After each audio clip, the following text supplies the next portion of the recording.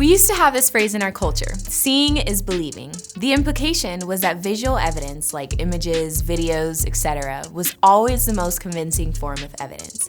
But now, as the ability to fabricate believable images and videos with AI is becoming mainstream, trusting what we see online is going to become harder and harder.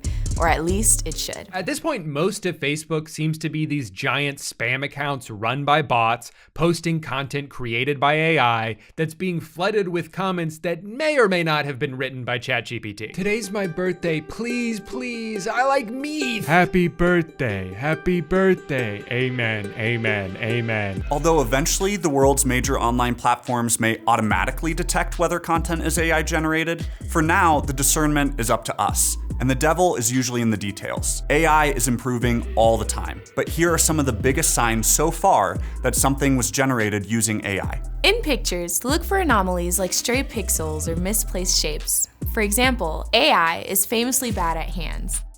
Text and images is often made up of random, unreal letters strung together. In videos, look for jerky movements, unnatural shadows, flickering lights, weird textures, objects appearing and disappearing or morphing unexpectedly, and for sound that doesn't match lip movement or on-screen action. In text, look for vocab and complexity that are not typical for the purported author, or for a repetition of words or phrases or robotic tone. Write a limerick about what you did this summer. Generally, a limerick has a specific rhythm. This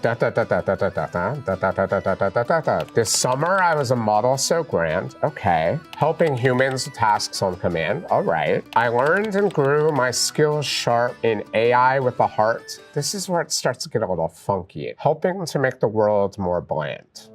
Here's why literacy and discernment are so important, particularly for Christians.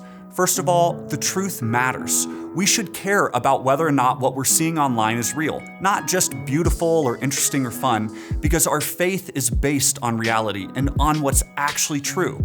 After all, Christians follow someone who calls himself the truth. Also, information isn't everything. Some suggest that AI will give us perfect knowledge, but having more information doesn't solve our problems. King Solomon, the wisest man to ever live, said, "With much wisdom comes much sorrow. The more knowledge, the more grief." Christians shouldn't fear AI because it can't compete with God's perfect and complete knowledge. But we also need to use wisdom and moral discernment to evaluate how we use it.